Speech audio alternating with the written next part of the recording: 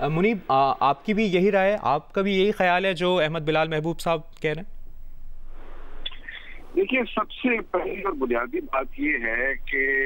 Article 69 या article 69 जो है वो वाजे करता है जो पार्लियामान के अंदर हुई कार्रवाई है उसको अदालत में इन क्वेश्चन नहीं किया जा सकता। लेकिन क्योंकि पिछले साल पहले भी जजमेंट मौजूद है, लेकिन कासिम खान सूरी जो मामला था जिसमें उन्होंने एक गैर कानूनी और गैर आईनी अमल किया आर्टिकल 5 को इन्वोक करते हुए और तहरीक अदम एतमाद को उन्होंने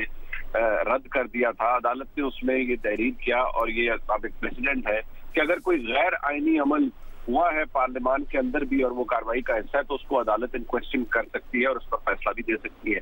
अब बाकी नजर में अदालत के जो रिमार्क्स सामने आए हैं उससे ये पता चलता है और उससे तासुर ये मिल रहा है कि जो कानून साजी हुई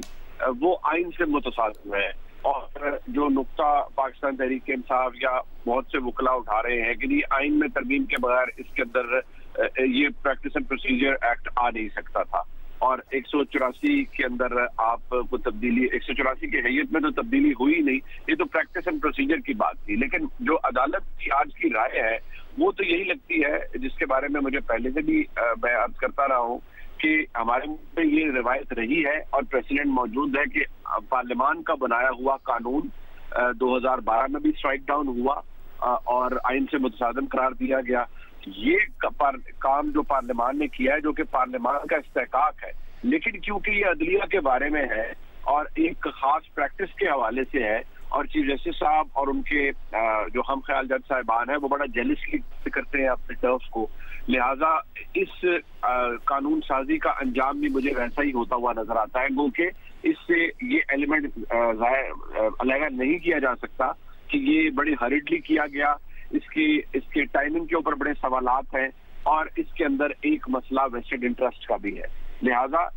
ये चार चीजें तमाम ज़हन में रखते हुए जो अदलिया के आज के रिमार्क्स आए हैं वो अपनी जगह मौजूद है। लेकिन एक बात जो मेरे लिए बहुत ज्यादा तशवीशनाक है वो इज्जत माब चीफ जस्टिस साहब के रिमार्क्स हैं, जिसमें वो फरमा रहे हैं कि सियासत ने अदालती मामलात को गदला कर दिया है। औसत एहतराम, अगर चीफ जस्टिस साहब और उनके साथ मौजूद जज साहबान का कॉन्डक्ट एग्जेम्पलरी होता तो शायद कोई चाहकर भी अदालती कार्रवाई को गदला नहीं कर सकता था। अगर वो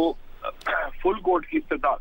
मान जाते और 63A के मामले पर उसके बाद आने वाले मामलात के ऊपर अपने अंदर मौजूद जो चीफ जस्टिस साहब और उनके जज साहिबान के दरमियान तफरीक मौजूद है उसको खत्म करते हुए यूनानिमिटी के साथ एटलीस्ट एक बेंच के अंदर बैठकर फैसला करते, चाहे वो फैसला 3-2 से आता, 10-5 से आता या यूनानिमस आता, लेकिन जिसमें collective wisdom of supreme court शामिल होती, अगर वो कॉन्डक्ट अपनाते तो आज ना अदालती कार्रवाई के ऊपर लोग इम्पार्शियलिटी के सवालात उठाते, ना अदालती कार्रवाई को बाइस करार देते और ना इस सियासतदान पार्लियामान के अंदर खड़े होकर जजेस के कॉन्डक्ट के ऊपर गुफ्तगू करने के लिए हक बजाने होते। लिहाजा जो कॉन्डक्ट रहा है जज साहिबान का सुप्रीम कोर्ट के अंदर बसद एहतराम पिछले कुछ अरसे से वो भी हाईली क्वेश्चनेबल है और खास तौर पर जो चीफ जस्टिस साहब फरमा रहे हैं कि सियासतदान इंसाफ नहीं मनपसंद फैसले चाहते हैं, ये बात बिल्कुल दुरुस्त है। कोई भी शख्स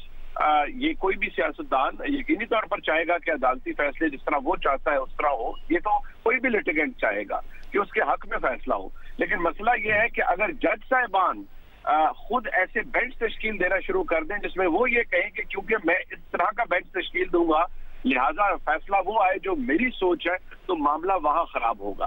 अगर मुल्क के सबसे बड़ी अदालत के सबसे बड़े जज साहब अपनी मर्जी के मुताबिक और मंशा के मुताबिक पिक एंड चूज करके जज साहिबान के तहत एक